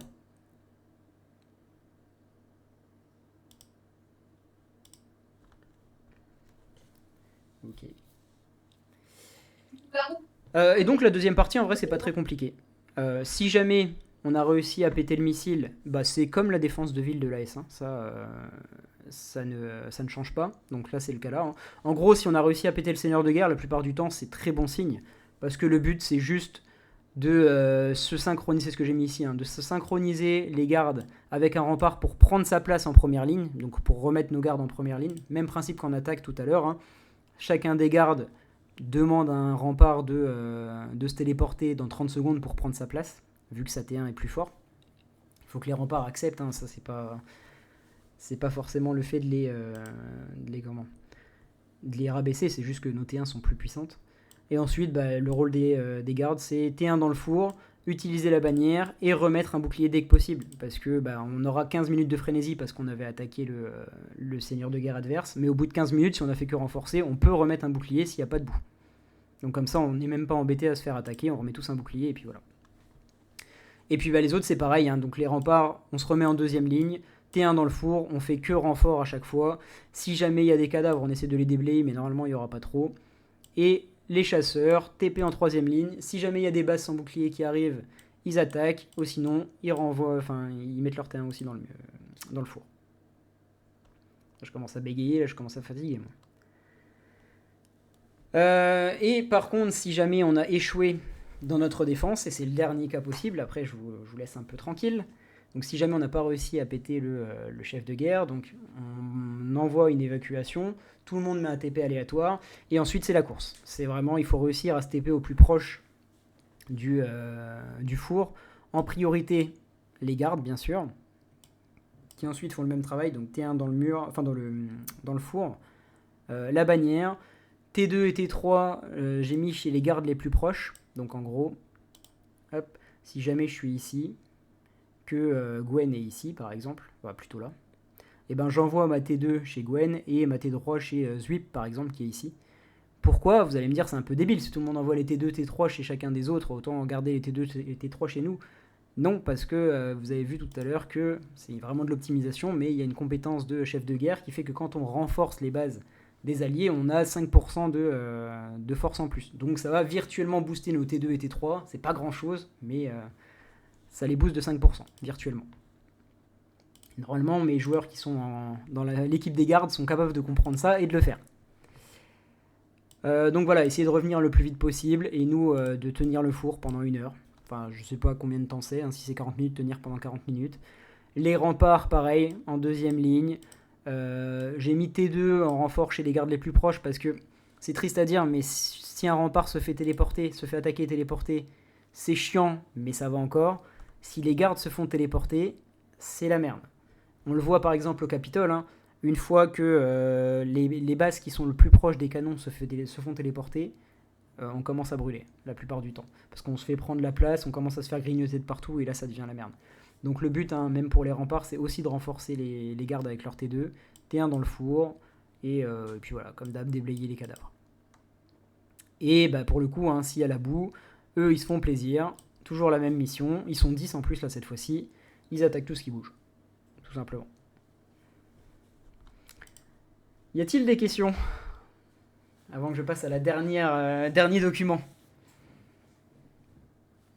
Le dernier polycopié. Dernier polycopié, ouais. Ah non, mais attends, j'ai fait ça bien, t'as cru quoi? On n'a pas fait beaucoup de présentations esthétiques, mais efficaces. Il y a des gens qui parlent avec toi dans le chat ou pas? Non, c'est un long monologue. C'est un long monologue. Ah si, Agadia, invité au ralliement. Hop. Oui. Tiens, d'ailleurs, au passage, pour ceux qui veulent, s'il y en a qui n'ont pas fait leur truc. Ouh. Hop, c'est la petite pause. Moi, il m'en reste 2. Petite pause fraîcheur. J'ai pas de William. S'il y en a qui ont rapidement, s'il vous plaît, parce que moi, mon William, il est délaissé. Hein. Non, je crois qu'il est parti, moi, le mien. Ah putain. Ouais, je verrai bien. De toute façon, elle va partir automatiquement. Mais voilà, ceux qui n'ont pas fait leur renfort, au cas où, je pose ça là. Alors, dernière slide. C'est quoi? Enfin, slide, je me crois sur un diapo maintenant, ça y est. Donc ouais, j'ai préparé un petit peu, enfin j'ai regardé les types de défense qui existent. Là, on est plus sur de la stratégie de serveur. Sachez qu'on ne fera jamais la même stratégie de défense. Là, on parle vraiment que de défense. La défense, ça se prépare généralement la veille, voire les jours d'avant. Et en fait, on peut utiliser différentes stratégies. Et on va pouvoir aussi rencontrer différentes stratégies. En gros, il y a trois stratégies qui sont communes. 3 types de défense. Donc il faut qu'on les connaisse. On va les appliquer, on va sûrement en appliquer 2 d'ailleurs, selon le nombre de gens disponibles et l'alliance qui nous attaque. Et il y a une 3e pour laquelle je suis vraiment pas d'accord. Et donc là, il y a peu de chances qu'on la fasse. D'ailleurs, Mr. Pumpkin qui est venu tout à l'heure n'est pas d'accord non plus avec ça. Donc eux, ils la feront pas. On a dit le seul moyen que Cult et YNM5 fassent cette stratégie, c'est qu'on le fasse ensemble tous les deux et avec une alliance en qui on a confiance. Donc il y a quand même peu de chance. On a dit qu'on l'essayera peut-être une fois, mais On n'aime pas. Alors, le premier type de défense, qui est une défense qui est intéressante et qui sera pas mal utilisée, je pense, c'est la défense avec le décor. Alors voilà, j'ai mis une petite illustration pour montrer à quoi ça correspond, et je vous montrerai après sur le jeu parce qu'il y a FRAK qui s'est placé comme ça. Le but en fait, c'est d'utiliser le décor de la S2. Il y a des montagnes dans la S2 et des lacs aussi, sur lesquels on ne peut pas se téléporter. Alors je vous montre FRAK par exemple, FRK, qui sont ici. En fait, ils sont placés ici parce que vous voyez, à cet endroit, il y a une montagne, et là, je peux pas me téléporter, en fait. Voilà. Vous voyez, ici, cette zone, elle est morte.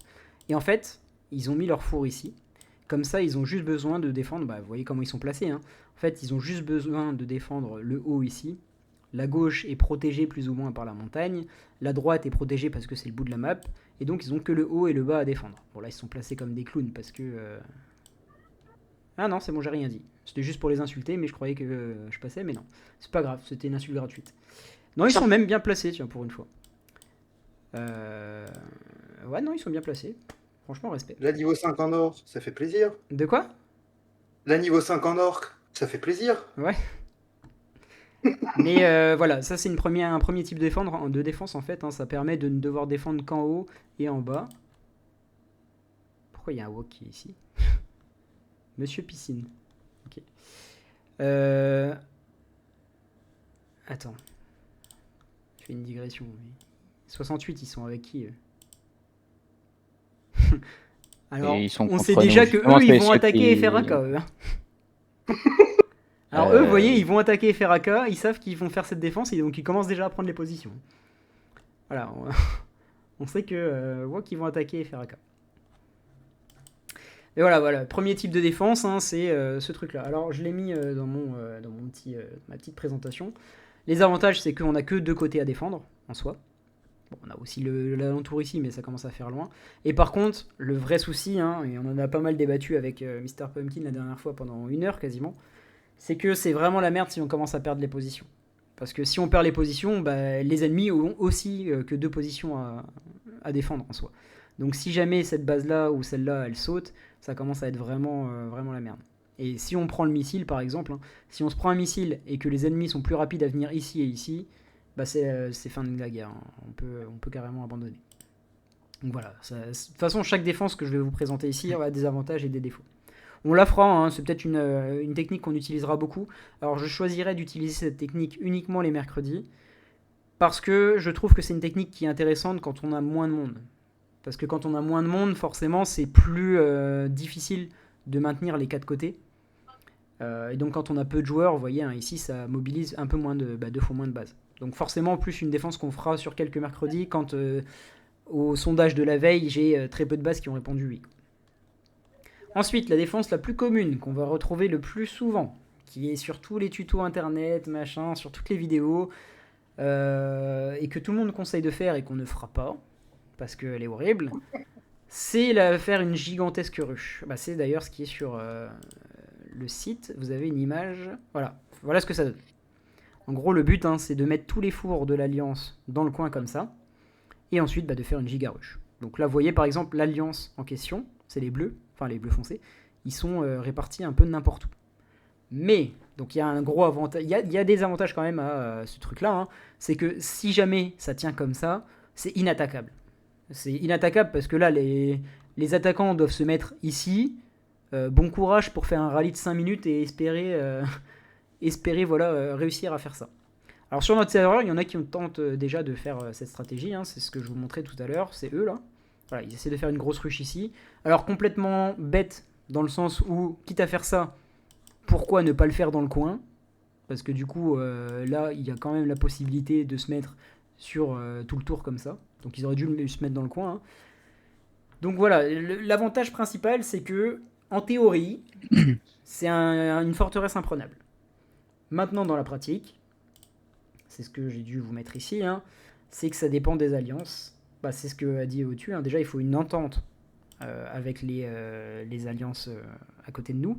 Mais surtout, si le missile d'une seule alliance qui est placée ici touche, je ne sais pas si ce four-là, par exemple, l'alliance qui est ici, les ennemis visent leur missile. C'est 25, on rappelle. Donc c'est comme s'il y avait 5 fours. Donc ça va prendre tout ça. et ben ceux qui sont à côté, ils vont perdre de la durabilité sur leur four, même si c'est pas l'ennemi, et ils vont se faire TP toutes les bases aussi. Donc sur la photo là qu'on a vue, si jamais il y a un seul missile qui touche ici, ben on perd tout ce carré là. Et en fait ça fout dans la merde toutes les autres alliances. Donc en fait, sur cette défense là, on dépend aussi de la réussite de nos alliés à détruire le seigneur de guerre ennemi. C'est pour ça que je n'aime pas cette stratégie et que si on le fait, c'est juste avec une alliance ou deux ou trois alliances de confiance, on sait qu'ils seront capables de péter le seigneur de guerre ennemi, quoi. Mais voilà, là par exemple, si vous regardez cette défense-là, si jamais toutes les alliances ennemies envoient un missile là-dessus, on perd quasiment tous les fours d'un coup et la guerre est pliée en 2 minutes. Donc bon. Et autre chose aussi, c'est le bordel généralement dans ces rushs. Là on a une belle illustration avec les bleus. Ok, c'est chiant pour les attaquants d'attaquer ici. Par contre pour lui, renforcer, c'est la même. Il met 5 minutes à renforcer. Donc lui concrètement il se fait péter son escouade, elle met 5 minutes à revenir, 5 minutes à renforcer, bon sa guerre ça a été juste pendant 10 minutes de regarder son équipe avancer. Donc voilà, je trouve qu'il y a beaucoup de défauts à cette défense personnellement, mais je pense que c'est par contre ce qu'on attaquera la plupart du temps. La plupart du temps les alliances ennemies seront comme ça je pense. Et dans ce cas-là, je viserai juste une zone, je viserai pas en plein milieu du four, parce que je m'en fous en fait de taper les autres fours, moi il n'y en a qu'un seul qui m'intéressera. Et donc, par exemple, si on est contre kill ici, j'enverrai bien le missile comme ça pour nous libérer un max de place en dessous, quoi. Donc ça, c'est le deuxième type de défense. Et enfin, le premier type de défense, qu'on utilisera sûrement le samedi, la plupart du temps, c'est de trouver un open space, donc peu importe où, par exemple où on est actuellement nous. Il me semble qu'on est sur un open space.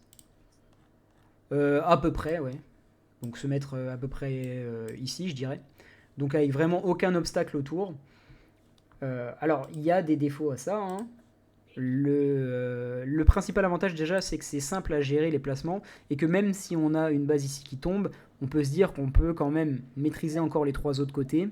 Et être en supériorité numérique. Donc ça, très utile. Enfin, c'est une bonne défense si on a beaucoup de joueurs et si on est un petit peu plus fort que l'alliance ennemie. Si je sais par exemple que samedi prochain, on est 40... je sais pas, c'est peut-être un peu utopique, mais on est 40 à venir se battre, et qu'en face on a une alliance qui est à 8 millions de puissance, enfin 8 milliards de puissance, on se placera comme ça. On se placera comme ça parce que je sais qu'on arrivera à les contenir sans problème. Par contre, voilà, le gros défaut, c'est ce que j'ai dit, nécessite beaucoup de joueurs pour occuper l'espace. Bah forcément, il y a 4 fois plus de joueurs que si on s'occupait que d'un côté. Donc voilà les types de défense qu'on va pouvoir retrouver, il n'y a pas trop d'autres choses, peut-être qu'il y en a qui vont nous sortir des trucs créatifs, mais... pour l'heure, je ne connais que ces 3 défenses-là.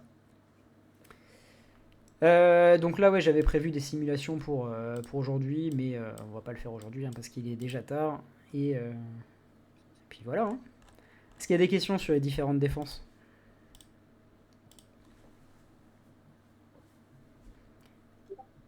Ça va. Eh ben. Il n'y a pas de questions parce que le professeur est bon ou parce que... ou parce Ça, on sait jamais, s'est endormi. Thibaut, t'es endormi ? Non, Évidemment. je suis là. Bon, il y a un moment, j'avoue, j'étais en train de manger, donc je pouvais pas trop interagir, mais Oui, de toute façon, toi, tu connais déjà tout ça. j'ai tout Après, je écouté vous quand ai dit, même. on l'a dit au début, mais il y a quand même une dimension aussi politique là avec avec Thaïs, on discute beaucoup. Vous avez vu d'ailleurs tout à l'heure qu'on a été invité sur un groupe de défense avec tous les autres gendarmes. Donc il y aura quand même beaucoup d'alliances qui seront prévues pour être en supériorité numérique. Et encore une fois, même si on est en galère à 30 minutes de combat et qu'il nous reste 10 minutes à tenir et qu'on commence à être en galère, mais qu'on ne sait pas par quel moyen Cult a gagné sa bataille, ou au pire par exemple, et qui décide de venir nous aider et raser tout le monde, c'est des choses qui peuvent arriver. Donc voilà. Il faut aussi bien comprendre que tout le monde a son rôle à jouer, que les gardes ne sont pas forcément plus importants que les remparts. Si on a 5 gardes et 8 chasseurs, mais qu'on n'a pas les remparts pour faire le travail derrière, on ne pourra pas gagner non plus, quoi. Donc il ne faut pas que les petites bases qu'on a se disent qu'ils n'ont pas leur place dans une guerre. Au contraire. Oh. Ouais. Hop là. Bah écoute. Pourquoi il y a Asta avec des seeds ici ? Mais parce que tout à l'heure, ils font la chasse. Ah, ok.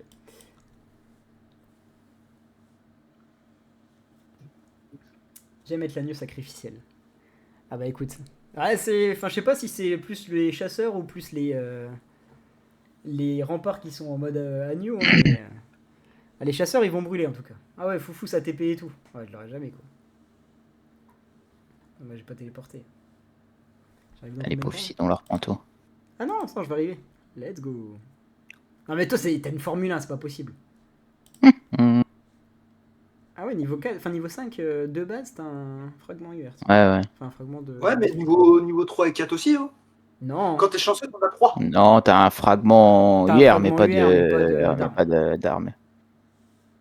Merci Foufou, c'était très clair, même si cela peut paraître compliqué, on sera tous là. Ah. Ouais, non, mais de toute façon, tous les documents là, on va les remettre au propre avec Foufou.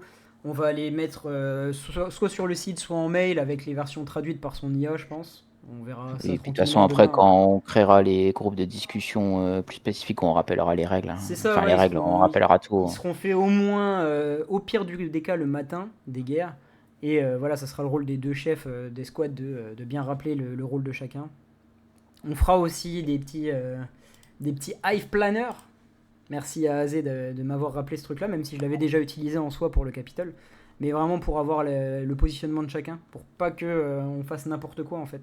Ça, c'est ce que j'avais dit dans le mail tout à l'heure, c'est que si quelqu'un vient sans avoir lu les consignes ou sans s'être concerté avec l'Alliance, il peut plus être chiant qu'autre chose pour nous. S'il nous occupe de la place ou qu'il fait n'importe quoi, il peut pénaliser l'Alliance, quoi. Donc c'est vrai que on essaiera au maximum d'organiser et de simplifier les choses. Le but, c'est pas de donner non plus des consignes beaucoup trop compliquées. Mais pensez bien à répondre au sondage quand on en fait. Parce que c'est vrai que ça, c'est toujours un peu le souci. Hein. Même là, bon, après, là, c'était pas quelque chose d'officiel, mais j'ai eu que 35 réponses, quoi. Ce sera là. Bah, de toute façon, il y aura forcément de l'imprévu. Ça, c'est comme tout. Hein. On prévoit des choses, on fait des plans, et on sait qu'au bout d'un moment, ça part toujours en live. C'est le but aussi. Mais c'est ça, des fois, qui est drôle. Bon. Y a-t-il d'autres questions sur quoi que ce soit? Sinon, ce sera tout pour ce soir. Hein. Après, moi, je commence à fatiguer. Et on fera peut-être les simulations. On verra. Je ferai peut-être un petit sondage pour voir quand est-ce que vous préférez les simulations. Est-ce que ce sera demain, dimanche? Pas samedi, parce que le samedi, c'est la merde avec les attaques du VS.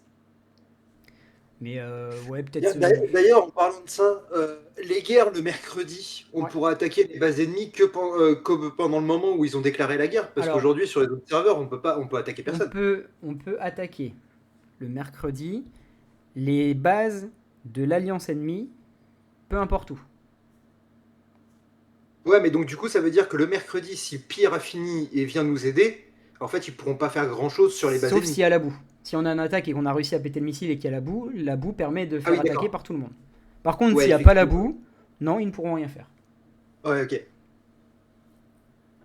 Et par contre, le samedi, ouais, c'est freestyle le samedi, parce que tout le monde peut attaquer tout le monde. Je pense qu'il y aura besoin sûrement de mettre en application pour voir. Ouais, bah c'est ça. Déjà avec la simulation, je pense que on va pouvoir un peu voir comment ça se passe. Mais ils peuvent occuper de la place. Oui, ils peuvent occuper de la place. Après, généralement, si eux, ils ont déjà eu leur guerre, ils arrivent sur la fin et c'est pas vraiment à la fin qu'il y a besoin d'occuper de la place, je pense. Donc, généralement, ouais, c'est plutôt si jamais il y a de la boue quelque part, c'est venir péter quelques bases pour essayer de nous aider. Mais c'est pas eux qui vont nous faire non plus gagner la guerre, tu vois. Et pareil pour nous, hein, pour le coup, si on arrive à gagner vite une guerre, on s'arrêtera pas là. On ira forcément essayer d'aider, si on peut, quelqu'un du 85. Parce qu'on rappelle que si eux ils gagnent, enfin si les autres alliances du 85 gagnent, ça fait gagner des points à notre faction. Donc ça nous rapproche des récompenses. Parce que là, en vrai, je ne sais pas au niveau prévisionnel. Hein, je sais pas si on est favori ou pas.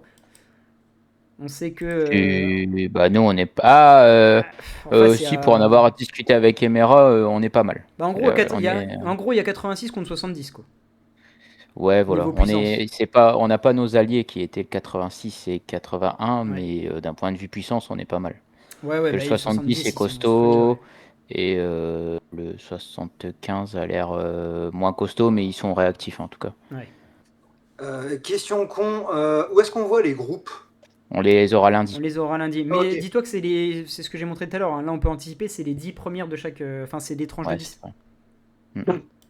Donc tu peux commencer à regarder, mais tu verras que nous... Bah là, en gros, quand tu fais ça, tu vois Rebelle, les 10 là, c'est les 10 du groupe 1. Et voilà, là, c'est les D'ailleurs, du coup, je sais pas pourquoi... prend le 11... Pourquoi WOG s'est même KGMS, si vous vous souvenez, on les a affrontés au VS il y a 2 semaines, je crois. KGMS 3 semaines. De toute façon, on s'était battu contre eux à la saison 1, non? Donc tu vois, c'est 7 milliards de puissance. Ouais, Ouais, donc là, voilà, ouais, les alliances contre qui on va être, bon, il y a eux quand même à 10 milliards 5, c'est à peu près notre puissance. Non, mais il y en a quelques-uns, mais la plupart, on est quand même au-dessus. Ah, oui. Et eux, d'ailleurs, c'est eux justement qui sont placés à côté de FRK, mais FRK sera pas dans ce groupe-là. Ah non, impossible. Ils ont un FRK dans chaque jambe. Hein. Ah oui, non, mais là c'est plus gros culte, là. 8 milliards, ouais. De toute façon, je choisirais les alliances les plus Oui, de toute faibles, façon, on aura de quoi attaquer. Hein. Tu vois, ça peut être dangereux, parce que 7 milliards 6, mais ils sont que 70. Donc en moyenne, c'est quand même plus de 100 millions de puissance, donc c'est plus fort que nous, tu vois, sur le papier. Bah, de toute façon, tu regardes vite membre, tu vas vite le voir. voir. Mais c'est ça, en fait, à chaque fois, je regarderai les membres. Là, tu vois qu'il commence à y avoir quand même 150, 150, 150, 150, 169. Bon, c'est peut-être pas ceux que je prioriserais, quoi. Même s'ils ont que 7 millions 6, enfin 7 milliards 6, s'ils sont tous là, voilà, quoi. Mais ouais, vous inquiétez pas, on va faire un gros travail. Eux, par exemple, sont peut-être moins forts. 82, 7 milliards 5. Pareil, j'éviterais les alliances où t'as un gars à 300 millions de puissance. Ouais, c'est faible hein, quand même, ouais, notre groupe. Hein. Ils sont liés à Culte. Qui League God. Et il regarde Culte. Ah oui. Après Culte, ils sont alliés à tout le monde aussi. Hein. Oui. Les tortues du chaos, tu vois, on peut... Ah, c'est Manu. Oh Manu non chef. Oh bah lui, on l'attaque direct. Hein. Alors là, pour ceux qui se rappellent... Non mais ça, par exemple, c'est une alliance qu'on peut attaquer. Parce qu'en soi, ils sont 100, ils sont moins puissants que nous. Ils sont que niveau 20 au cadeau, c'est des Français en plus, donc il n'y a pas d'histoire de... Et puis ça s'appelle l'ordre du bazooka, les gars. Ouais, c'était sympa, c'était fourbe d'attaquer à 3h du matin les... Ah mais là ça n'existe plus, là, on sera pas obligé de veiller, parce que moi ça m'avait fatigué dans ça. Oh, c'est étonnant. Mais oui, Glock, en fait, on fait beaucoup de stratégies, mais la stratégie principale, c'est d'avoir le plus de monde possible. C'est ça qui fera la différence. C'est ça, et que les gens savent quoi faire, parce que si on a plein de monde, mais que c'est, comme on dit tout le temps, des poulets sans tête... je veux dire, s'il n'y a personne s'il y a personne pour renfort le four, il y aura personne pour renfort le four, quoi. Ouais. Mais comme on a expliqué, il y a quand même beaucoup qui jouent sur les missiles. Hein. Oui. On l'a vu en S1, de toute façon, on a été capable de mettre des branlés, comment il s'appelait Je sais plus. Smo. On a mis 4-5 branlés à Smo qui avait 3 milliards de puissance de plus que nous, juste parce qu'on avait les positions à chaque fois. Et comme on avait les positions et qu'eux, ils étaient 2 fois plus loin, on les tenait alors qu'ils avaient beaucoup plus de puissance que nous. Enfin bon. Je vous abandonne 2 minutes, moi, parce qu'il faut que j'aille aux toilettes depuis tout à l'heure. Si jamais vous avez des questions, posez-les au chef. Eh ben voilà, il n'y a pas de questions. Tu leur as fait peur.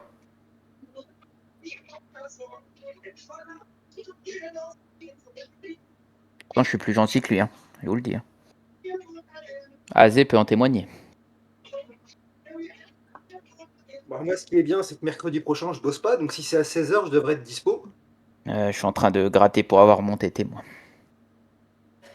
Ah bah moi, je bosse pas le mercredi quand j'ai ma fille, donc au moins comme ça. Ça, c'est bien, ça. Voilà. Peut-être poser une après-midi, finalement. C'est le mercredi d'après. Mercredi d'après, je sais pas comment je vais gérer ça. On va voir. Peut-être que je ferai du TT. Peut-être que je vais oublier mon réveil qui me permet d'aller au bureau et que je me lèverai plus tard. Je sais pas. Ça marche toujours.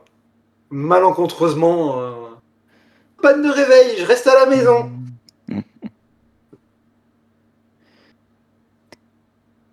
Non, mais je pense pas qu'il y ait de questions. Hein. Là, c'est un peu abstrait.